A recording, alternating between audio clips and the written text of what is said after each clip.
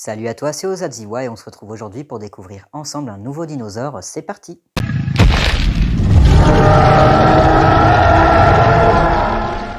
Pour notre voyage d'aujourd'hui, nous allons remonter le temps il y a entre 125 et 119 millions d'années, durant le Crétacé inférieur et plus précisément le Barémien en Angleterre, pour faire ensemble la découverte du Baryonyx. Ce prédateur dont le nom signifie griffe lourde a été découvert en 1983 dans une carrière du sud de l'Angleterre et décrit en 1986 par Alan Charig et Angela Milner. Nous allons maintenant passer à sa classification. Le Baryonyx faisait partie de l'ordre des saurichiens, du sous-ordre des théropodes, de la famille Spinosauridae, de la sous-famille Baryonychinae, et le genre Baryonyx ne compte qu'une seule espèce, Walkeri.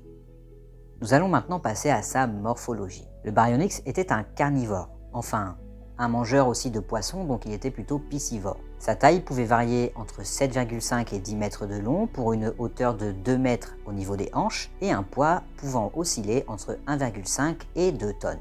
Ça reste quand même un sacré spécimen. Son crâne, comme vous pouvez le voir, était très long, aplati et plutôt étroit. Si vous faites bien attention, vous aurez très certainement remarqué que ses narines ne sont pas placées à l'extrémité de son museau comme pour la plupart des autres théropodes. En réalité, elles sont situées 10 cm plus haut. Et bien cela s'explique principalement pour pouvoir chasser dans l'eau.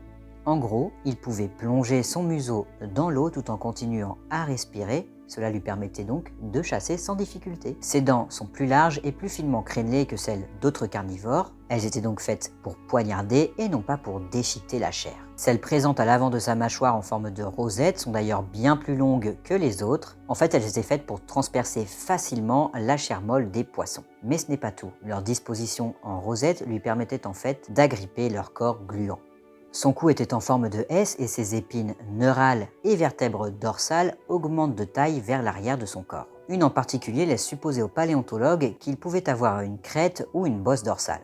Ses pattes avant sont très puissantes et se terminent par de grandes griffes qui lui servaient très certainement à attraper le poisson. Et quand je dis grande, je n'exagère rien, puisque la plus grande retrouvée mesure 30 cm. Ah, fallait pas faire le malin avec lui. C'est d'ailleurs cette grande griffe retrouvée sur son premier doigt qui lui a valu son nom.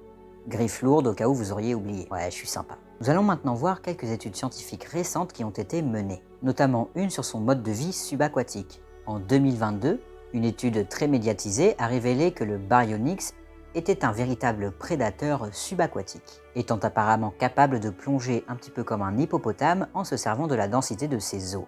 Mais en 2024, tout est remis en question. Une étude publiée dans PLOS, que vous pouvez d'ailleurs retrouver sur internet sans difficulté, démontre que la densité des os ne suffit pas à elle seule pour déduire le mode de vie d'un animal. Aujourd'hui, les scientifiques sont tout de même d'accord sur plusieurs faits.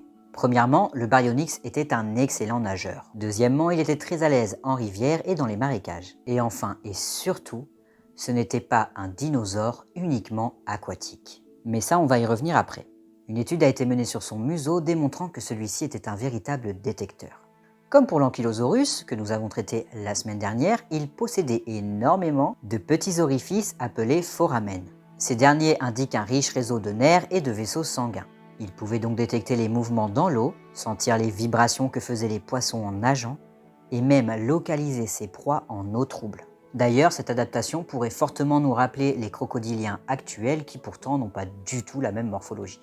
Et pourtant, malgré tout ça, le Baryonyx est quand même entouré par une certaine zone d'ombre. La forme exacte de son dos est à ce jour inconnue, son comportement social, sa vitesse de nage ou encore la fréquence à laquelle il chassait en eau comparée à celle sur Terre. Et c'est là que ça va devenir intéressant, vous allez voir. Nous allons parler de son environnement. Le climat en Angleterre à cette période-là était subtropical.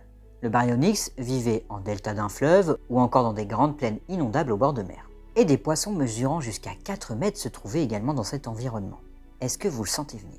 Eh bien, ce sont des restes de ces poissons-là, donc des dents et des écailles, qui ont été découvertes à l'emplacement de l'estomac du Baryonyx, attestant donc qu'il s'en nourrissait. Mais pas seulement. Des restes d'un herbivore y ont également été trouvés. Non seulement cela atteste qu'il n'était pas simplement pêcheur, mais en plus ça amène l'hypothèse que le Baryonyx était très probablement un chasseur terrestre opportuniste. Autrement dit, il se nourrissait très certainement de carcasses chassées par d'autres prédateurs. Et nous arrivons déjà dans la dernière partie de cette vidéo, à savoir la conclusion. Avec les quelques récentes avancées découvertes que je vous ai énoncées, nous savons actuellement que le Baryonyx n'était pas un simple pêcheur.